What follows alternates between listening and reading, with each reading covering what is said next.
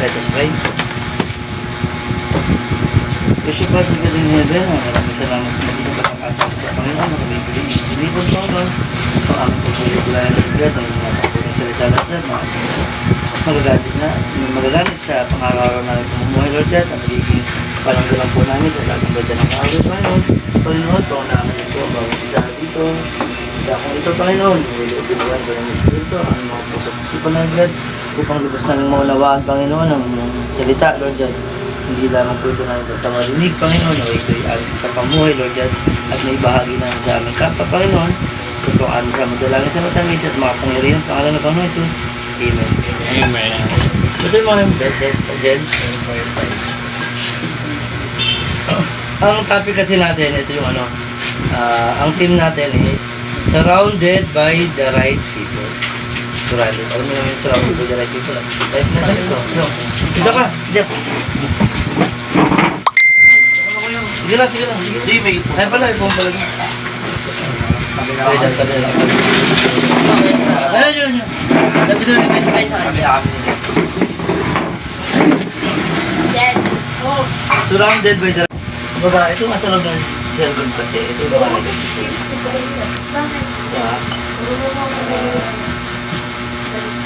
Asit ko dito kuya yung ano, no? Yung question, no? Sagot mo pala yun. Nagulat ako, akala ko anong sagot ko, eh. Dito mo sagot ko. Dito mo na napansin, eh.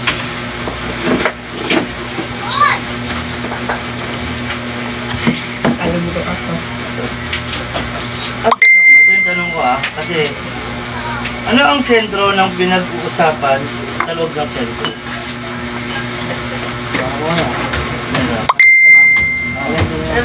Ano ba na yung sentro kaya? Sentro, yung Gitna. pinaka-focus, kung ano yung pinaka-team ng pinag-uusapan sa cellphone, alam mo yung sentro? Baga sentro, kunyari ikaw, center of attraction ka, sa'yo lahat kami nakabase, sa'yo lahat kami nakatuon yung so baga, Parang teacher. yung cell group, saan nakatuon yung cell group? Kaya ano, tungkol kayo. Cell group talaga. Cell group talaga cell group mo. Di ba may dadagdag? No, sinabi yun ako eh. Sabi yan eh. Hindi naman talaga. Ang cell group kasi, ang cell group talaga niyan si God. Hindi pwedeng ako, hindi pwedeng ikaw, hindi pwedeng siya, hindi pwedeng siya. Si God lang yung talaga sentro ng cell group. Ayan. Sa topic nating number 1, cell group is a gospel community. Basa natin sa Corinthians 15 verse 50. 1 Corinthians 15 verse 33. Kasama mo kuya. 1 Corinthians. Huwag kayong papaloko ang mga masama at nakakasira ng magandang ugali. Sabi kasi dito sa unang Corinthians 15 verse 33. Huwag kayong paluloko. Ang masasamang kasamay nakakasira ng magagandang. Ibig sabihin nga, di ba, sabi natin surrounded by the right people. Ibig sabihin, kunyari ako alam ko na pag ako nasa cell group, alam ko nasa surrounded ako ng mga tamang tao. Pag nasa church ako, alam ko na nasa surrounded ng mga tao. Sa akin kasi, pag ako nasa trabaho, share ko lang pag ako nasa trabaho kasi, hati yan eh. Napapaligiran ako ng mabuting tao, napapaligiran din ako ng masamang tao kasi yung puro mura, konting ganyan, mura ng mura, puro sila ng mura. Sabi nga kasi, kumbaga tayo kasi, hindi tayo dinesign ni God para maging solo lang. Solo. Kasi hindi ka naman matidevelop kung mag-isa ka lang eh. Kung mag-aaral ka, sarili mo lang, hindi.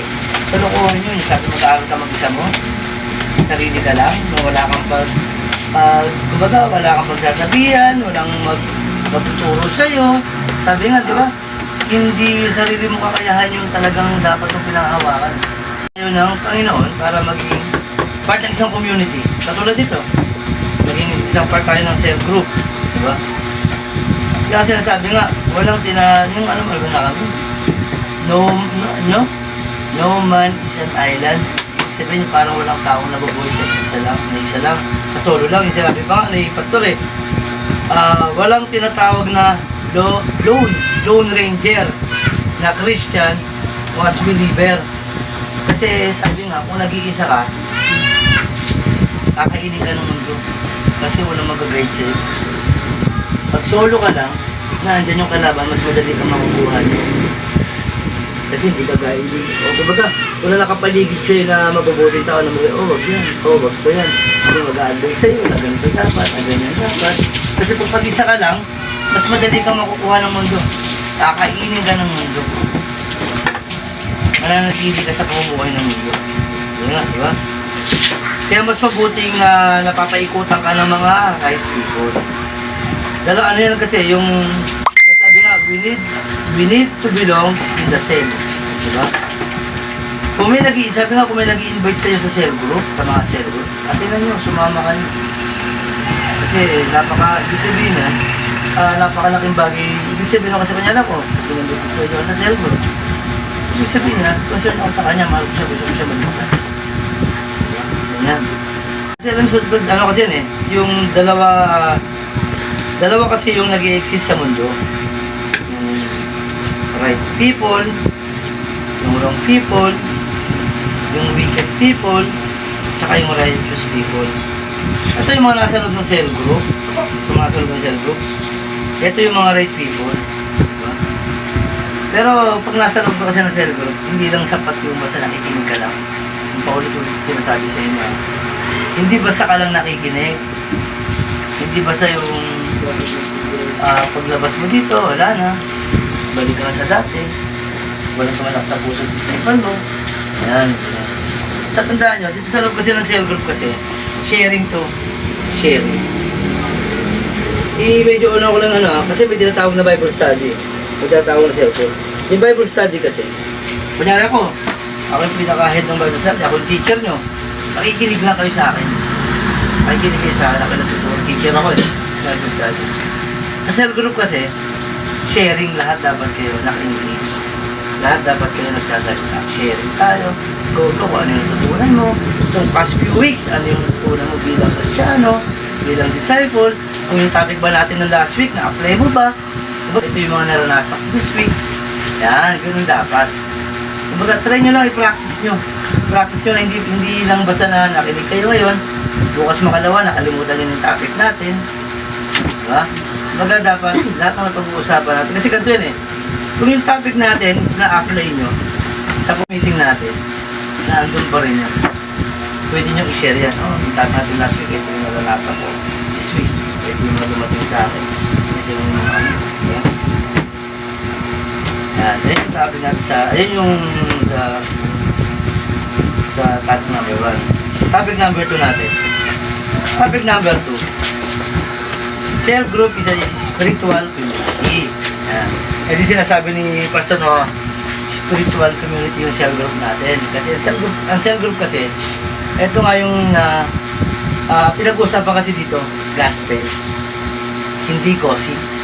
Diba? Kasi pero kasi, marami kasi grupong tinatawag. May cell group. Pinag-uusapan, Word of God, sila yung pinag-uusapan. Meron naman ibang grupo, pinag-uusapan, buhay ng iba, na hindi naman karapatan na ginagawa ng isang tao. Diba? Yan, mga marites, ganyan, diba? Kasi, tipin mo sabi nga, cell group, ito yung pinakamaganda. Ito yung isa sa magandang grupo, community.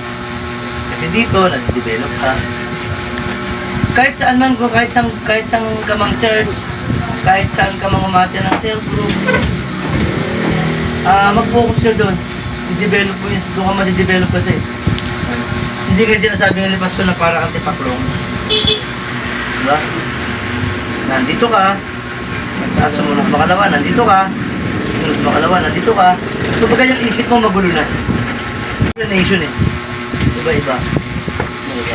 Pero kung ikaw is nakapokus ka lang dito at love mo to, parang girlfriend yan eh. Love mo tong girlfriend mo na to.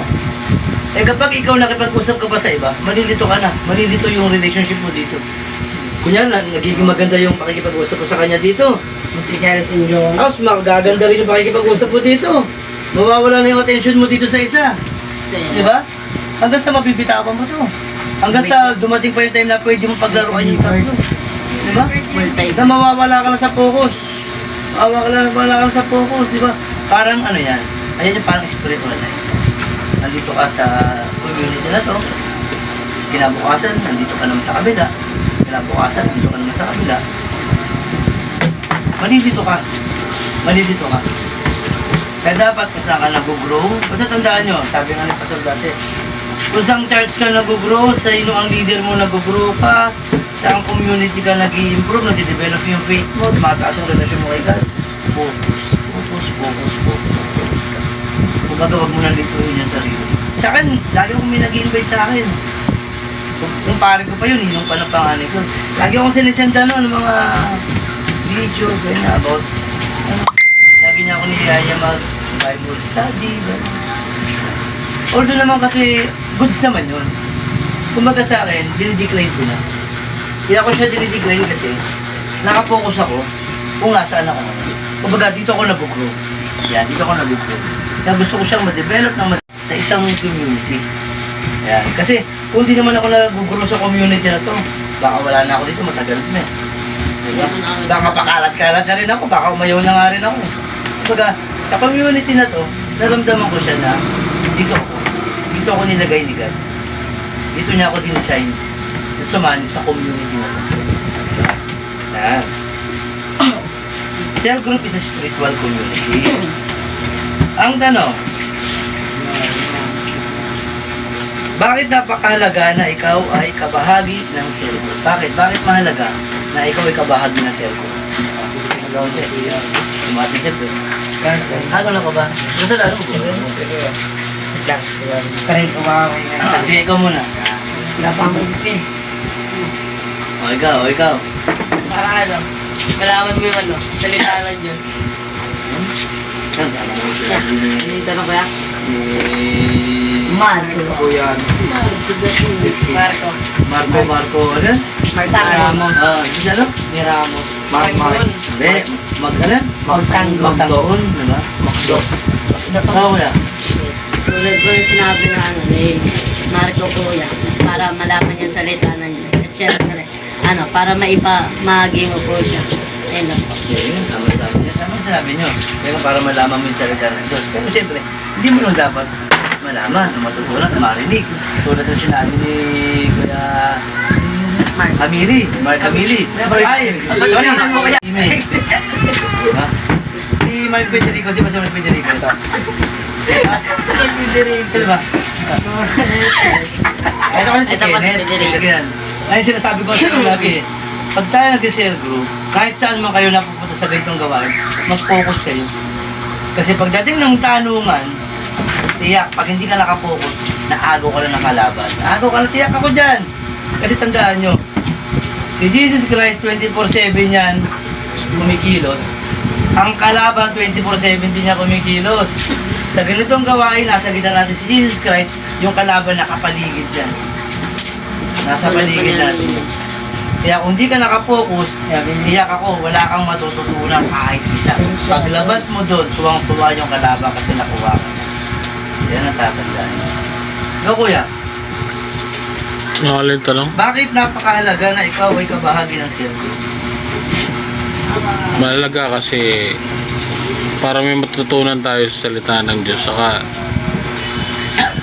maipamahagi natin sa ibang tao na naniligaw ng landas. Ano lang. Sabi ni Kuya, sa mga tao na naliligaw na tupa, yan. Siyempre, sabi ko nga, bakit ko natin ng circle? Huwag mo kasamin na lifetime kang tagapalilig. Dapat pangarapin mo rin na maging leader ka. Kasi hindi pwede kasi ganito yan ha. Share ko lang sa inyo. Kunyari ikaw, may alam kang word of God. Alam mo kaya, pag alis mo kaya, alam mo pa kaya kung anong gagawin niya? Tapos hindi mo na siya babalikan. Diba? Hindi katulad, sabi mo sa inyo, para pangarapin yung maging leader, yung may ganito kayong community. Lagi-lagi mo siya tinatawag. Oo, kumbaga kasi, paano nyo siya, kumbaga, mababantayan nyo siya, yung spiritual life niya, kung may problema siya, Pag may problema ka, medyo mo ako, tama mo lang ako, gano'n. Kumbaga pag may problema siya, o may problema man siya, pwede siya magsabi sa'yo, pwede mo siyang matulungan, may gagayad mo siya in spiritual way, kung may pinasas ng problema, kung meron ka, bigyan mo kahit okay, diba? Kasi, tandaan nyo, napakahalaga kasi yung bagay ng leader.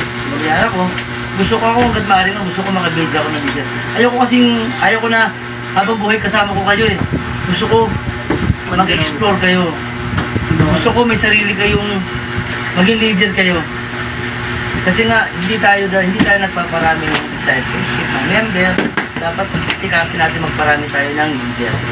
So, kasi talagang leader, talagang may magpaparami, talagang makukuha talaga na itong mga naliligo na ito para marami na maliligtas na soul. Yan. Diba? Ako yan. Dito naman.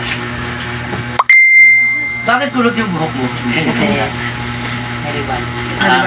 Bakit napakahalaga na ikaw ay kabahagi ng sentro? Ano, kuya? Ano talaga, kuya?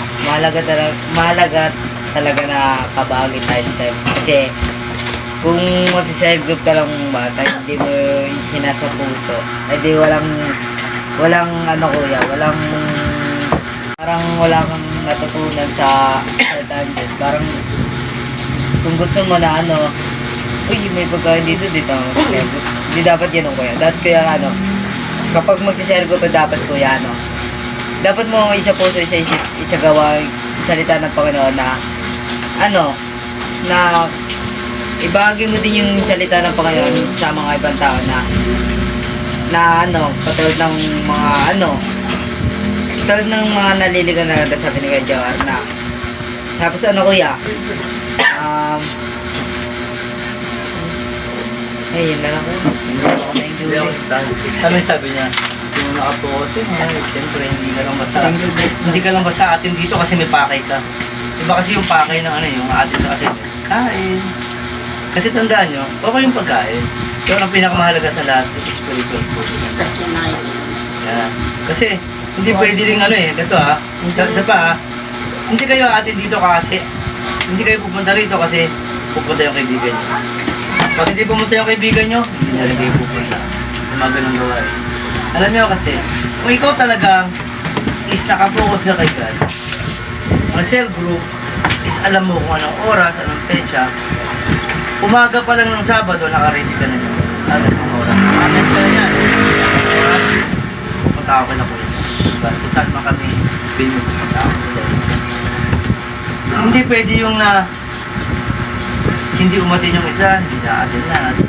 Ibig sabihin kasi, ang nalala ko kasi dito, dapat dumipend kayo Sarili niya. Sarili at Panginoon. Tandaan nyo hindi kahit sinong tao, kaibigan, kapwa, kapamilya nyo, pastor, pare, na makapagmita sa inyo, hindi si God lang. Ang relasyon nyo makikinig. Kaya tandaan nyo, huwag kayong didepende sa kaibigan nyo. Pag sinabing hindi siya atin, hindi na rin atin. Alam niyo ang masakit doon? Hindi siya umatin, hindi ka umatin. Anong nangyayari? Wala kayo natutunan. Bukod doon, baka kumbaga, Nakuha ka na naman. yung oras mo kay God, inalis mo pa. Nakunti yung oras ang hihingin niya sa inyo. Diba? Baka may dagdag ka. Bakit napakahalaga na ikaw ay kabahagi ng cell group? Siguro sa akin naman kuya. Dahil kasi mahalaga na kabahagi tayo ng cell group or ganito mga gawain para malayo tayo sa mga influensyang makakapaglayo sa atin. Diba sabi mo nga kuya, dapat yung mga nasa paligid natin is mabuti para magawa rin natin yung mabuti. Kasi once na yung nasa paligid natin yung masama rin yung influensya at masama rin at maaaring magiging masama rin yung decision mo. Kaya sobrang mahalaga na nandun ka sa place na lahat na nasa paligid mo, lahat ng kasama mo is magandang influensya, hindi bakit influensya. Kami sa River niya, nasa paligid mo, dapat napakahalaga ng bagay ka na sa River kasi yung community nga, kumbaga, secret community mo. Tapos bukod doon, nasa isa ka mang komunidad na people ka, kumbaga, huwag ka magpapasakos sa kanila. Kumbaga, dapat ikaw yung maging halimbawa para makuha mo sila. Hindi dapat ikaw yung makuha, dapat sila yung makuha. Diba? So, ito, sample ko na lang. So, kunyari, ganito kayo. Kunyari, kayong tatlo. Nasa labas kayong tatlo. Tingin nyo ba kayong tatlo nasa right people? Nasa tamang tao kayo magkakasama kayo? Bakit? Nakakalabas kami ba eh. Bakit? Kasi ano? Hindi, kahit nasa labas ka, bakit ako sabing hindi? Nagplaplastikan eh. Kaya, Kasi di mo naman alam kung mabuti mo yung may kasama mo. Ano mo ganito yun? Pag nasa loob ka kasi ng cell group, masasabi mo nasa right people ka. Pero may sinabi dito na hindi ka lang dapat naririto sa loob. Dapat sinasa puso mo rin. Hindi ka lang basta nakikinig, dapat sinasa puso mo. Kasi ang sinutukoy ko is, andito ka ngayon, nasa tamang tao ka, nasa right people, hindi ka right people. Paglabas nyo, kayo pa rin magkakasama eh. Diba? Pero iba-iba na yung isip nyo yan. Kasi merong pumupos, merong hindi. Merong hindi, may pumupos. Diba, iba-iba na magiging isip nyo yan. Madam Girls, no? Kaya nga, pag ikaw alam mo nasa right people ka, ikaw alam mo na ikaw yung right people para sa community, huwag mo hayaan na sila is mawala. Dapat, yun yung nakakaalam, sino yung aawat, o teka, napapawala tayo sa tamang komunidad, dapat dito lang tayo. Diba? Sa akin ang ganda lang. Yung long sleeves nila. As next nga, ito, blessing mo check lang. Nagpagawa kasi sa akin ng long sleeve. Tapos nagpagawa sa akin, pero ang ganda. Kumbaga sa akin, blessing na sa akin. Kasi pinuri yung Blessing na sa akin. Napaka-blessing sa akin. Topic number 3. Cell group is a relational community. Ito yung sabi niya, relations na. Diba? Cell group community. Ito na, yung relasyon natin. Tapos yung relasyon natin sa Panginoon, dapat pinapalawak natin, pinapatibay pa natin yan. Kasi pag umarap tayo sa pagsubok, dapat yung relasyon natin sa Panginoon matibay at malalampasan natin yan dahil sa relasyon natin sa Panginoon. Diba? Tanong! Number 3. Paano mo masasabi na ikaw ay napapaligiran ng tamang tao? Sa'yo tayo kuya magsimula. Paano mo nasabi na ikaw ay napapaligiran ng tamang tao? Ako. Masasabi ko na napapaligiran tayo ng tamang tao. Yan, katulad niya, pag nasa cell group nga tayo, nasa simbahan tayo, yun. Tapos yung mga gawain ng mga tao na nakikita mo, alam mo mabuti at hindi nakakasama. Yan ang kuya. Dapat sabi ni Kuya, malalaman mo kasi na nasa tamang tao kapag hindi ka ng influensya na sa issue, masakad ang issue yan. Pag-send ka ng bad words, kung wala ka clockwise tayo. Ikaw ba si Amili? Hindi, joke. Ay, ito siya, no? Mark Pedri. Paano mo masasabi na ikaw ay napapaligiran ng tamang tao? Ano po kuya, yung pag-cell group, tulad po nito, yung nag-aano po sa salita ng Diyos, sabay yung pag nasa labas ka naman po, tapos yung mga kaibigan mo, pag may nakaaway ka, tapos nilalayo ka nila, gano'n na rin, parang gano'n na rin po yun tulad sa ganito, kasi nilalayo ka nila eh. Tapos sabay yung ano po, Naagaw tayo ng kalaban kasi may magandang dumaan. Ito din mo na. tapos yung pag, ano po, yung nilalayo ka nila sa bisyo, kuya, ganun na. Tapos sinabi mo, Kuya, self-help ka. Alam mo, nasa tamang tao ka kasi nasa self-help ka. Pag lumabas ka, may umaway sa'yo, at meron sa'yong wag yun, di ba? May umawat sa'yo, nasa tamang tao ka pa rin. Diba? Yan. Ikaw, Kuya. Kaya, ano sa akin kaya lang. Katulad nga sabi niya, no? Kuya, no? Hindi, may kasi, nilalayo kayo sa kapahamakan. Tapos yung mga tao na nakakasakit ang damdamin. Kasi malinis siya sabi nila. Tama sabi niya kasi pag nasa tamang tao ka, ilalayo ka sa sa away, yan, ilalayo ka niyan. Tapos pag nasa paligid ka naman ng masamang tao, ng mga hindi maganda, yung puputiin ka, di ba? Ito, gara ng turan ko, parang Teletubbies yun. Di ba? Teletubbies. Kilala niyo ba? Alam niyo ba yung Teletubbies? Oo, alam niyo yun. Tinatakot Si Winky, Pooh, di ba? Lala. Maraming sayo. Ayos yan sa ano kaya yung sa right people. Hindi, ito nga. Sige, tanong, tamo? Nasa right Wala ka sa focus? Di ba? Pag nasa right people kasi Teletubbies ka talaga? Di ba? Pag nasa right Ito kasi yung tanong, pakinggan mo yung tanong ha. Paano mo nasabi na sa tamang tao ka? Pag ano, ating ka ng cell group, sabay mga kasama mo, right people, sabay ilalayo ka nila sa ano, masama. Halos pala sa kanila sinabi. Parang gets ko. Tama na, kung nasa cell group ka kasi, talaga nasa tamang tao ka. Nasa nakapaligiran ka ng mga right people dyan, di ba kuya? Siguro, ganyan din po yan.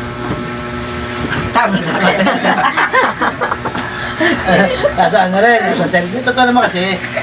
Kasi yun kasi pinaka-basic na sagot talaga. Kung nasa cell group ka, is nasa surrounded ka ng right people. Di ba? Ikaw? Siguro sa akin kaya, ano po naman? Paano mo masasabi na ikaw ay napapaligiran ng mga tamang tao? Masasabi ko lang na yung mga nasa paligid ng tao is right people pag may Diyos. Kasi hindi, para sa akin kasi, hindi siya magiging right people kung right lang siya o kung ano. Kasi mas right or mas right or mas magandang kasama or mas magandang influensya pag may Diyos yung kasama ko. And ano, yun lang. Masasabi lang talaga natin na right people yung mga kasama natin pag may Diyos. Yun, tama naman yun. Tama yung sabi niya kasi una ganito rin yan eh. Pag nasa cell group ka, tingin mo ba wala yung Diyos pa sa gitna natin, nandiyan yung Diyos? Ang problema nasa sa yun, kung sinasabi mo sa inyo, kung hindi ka nakapokus. Yun yung tinutukoy doon. Diba? Nasa cell group ka nga, alam mo, nasa right people ka, surrounded ka ng right people. Nakapokus na yan. Pag nasa labas ka na, pag nasa labas na kayo, hindi mo na masasabi kung nasa right people ka ba. Hindi mo alam kung nasa surrounded, kung nasa kakapaligid mo kasama na ito. Kasama tayo, kasama natin si God yung sentro natin. Tama to. Pero pag nasa labas na tayo, wala na si God sa sentro ng usapan natin. Puro yabang na, puro chicks na. Wow! Puro bisyo na. Nice. Wala na. Nice. Diba? Nice. Nice. Okay. Ano yung kulot? Paano mo masasabi na ikaw ay napapaligiran ng tamang tao? Ano kuya? Nasasabi ko na napapaligiran ako ng tamang tao kasi tulad nga dito kuya sa pag-cellgroup natin kuya kapag nagkaano ka kuya kapag nag-cellgroup kuya kapag may mga right people na sa tabi mo hindi ka madidistract sa mga naman kuya sa mga sinasabi hindi ka madidistract sa mga demonyo na nasa paligid. Kaya pag naman kuya, wala akong right people. Isang kalabit lang sa'yo kuya, madidistract ka na dyan kuya. Parang mawawalan ka sa focus na kumbaga, kapag naagaw na niya yung isip Parang kapag nasa tanong ka na, di ka na makakasagot. Yun lang kuya. Gusto ko yung sinagot ni Jeff. Kasi tignan nyo ako nakita ko talaga nakapokus siya. Kasi sa kabila nung distraction nung kalaban, nananatili siya sa tuloy. Tinignan ko siya habang nakasagot siya. Talagang kahit anong distraction sa kanya, nakapokus siya. Ano yung sinasabing focus? Talagang siya yung right people talaga. Yan, di ba? Ano yung sinasabi ko sa inyo? Kasi tandaan nyo kahit tayo nandito nag-usap tayong ganito, yung political ko sinasabi, kalaban andyan lang sa tabi. Atake yan. Oo. Hindi mo alam, baka ikaw ginagamit ka na lang. Ayan hindi natin alam, baka ikaw. Sa madaling salita, siya yung bilis. May ginawa ng kalaban kuya. Siya yung bilis. Yan, siya yung bilis. Alam mo kung bakit? Binilis siya kasi, kumbaga sa kabilang banda, yung banal na espiritu kumilos sa kanya para hindi siya ma-distract sa gawa ng kalaban eh. Pero kayo, ano to lang to kumbaga, example lang to Baka magalit ko. kayong tatlo, nakuha kayo ng kalaban. Diba? Sa madaling salita, hindi nyo napakinggan yung sinabi niya. Diba? O, tatanungin ko kayo na to. May naintindihan ba kasi sinabi niya? Kuya, O, ano? yung sa pagsabi ng pabuhay ko na ba? Basic na basic. Kung hindi nakikinig. Ito tanong din. Basta tatandaan nyo lagi. Basta kahit saan gawain, pa yan. Basta lahat ng gawain para sa Panginoon, practicein yung mag-focus. Alam nyo ba, o share ko lang sa inyo ha, pag kami nasa leaders meeting, tumatawa lang kami pag nagpatawa yung pinaka-leader. Oo, kasi seryoso lahat yan. Pag nagsalit, kasi si pastor yung ano namin eh. Pastor kami, naka-zoom kami niyan, Zoom. Hindi na kami leaders, nasa 200, 300 plus kami, naka-zoom kami niyan. Naka-zoom meeting kami niyan. Tapos, ang exempted lang sa off-cam, may sakit, yung nasa trabaho. Yan. Pero pag wala ka namang ginagawa, nakakam-latter, Zoom mo. Tapos andyan na yung magte-testimony ka kung ano yung tutunan mo. Yan. Talagang seryoso lahat yun. Kaya ng Pasit Canton, mag-iinom ng tubig. Joke lang. Conclusion. Ito ka na siko. Conclusion. Tuyugin mo na ito ha. Makinig muna kayo makinig. Conclusion. Let us allow ourselves to the surrounded by the right people. Hayaan natin yung tayo buhay, yung sarili natin na kapaligiran ng mabubuting tao kasi para sa atin yan. Who influence us to do what is good for us so that we can be the right influencer for the next generation. Ibig sabihin niya, kaya natin na mapaligiran tayo ng mga tao, ng right people, at na-influensyahan tayo, at sa darating ang panahon, tayo yung magiging influencer sa ibang tao na nasa wrong people. Diba? Closing prayer. Sino sabi mo closing prayer na karan? Ito, uy, di ba? Ikaw? Nagkuhan na ako. Closing prayer. Ako nga pala closing prayer na to. Ikaw, hindi kayo. Ako yung pa ako. Ako lang. Ikaw? Next week pa ako. Ha? Next week pa ako. Hindi, closing prayer na kami kuya. O, sige ikaw muna. Kaya? Hindi pa ako ready. Ikaw? Kaya? Hindi kaya mo lang. Spray na. Spray na. Meeting mo lang ako, nabigla rin ako. Oo. Wala namang masamang prayer. Ano yung... Hindi ko mag-gusto ko yun. Ha? Next week, o ikaw na ngayon. Si Jeff ang na kuya. Hindi, nag-closing prayer na to. Ikaw? Ano, game? Okay. Pwede yung sa school mo? Saging siya. Lord, maraming salamat po at nakapunta po kami dito at habang nag-cycle po kami, pinuntayan niyo po kami at wala po nangyaring masama sa amin. Lord, sana po sa habang tumatagal, patuloy niyo po kami protektahan at sana po sa kadalakan po namin, gabayan niyo po kami at maraming salamat din po sa pagkain. Yun lang po. Ba't alam mo may pagkain? Wala naman ako nilalabas ah. Pinamaya ko Well mo. Saka ito, ate, share ko lang sa inyo. Pag kayo mag-pray, ano, natuloy naman kasi ako dati ganyan. Yung ano, yung sana, ang gamitin nyo nawa. Diba? Lord, di ba magpapray kayo ng, Lord, sana po, dapat, Lord, nawa po ay ganito, naway ganito, naway ano.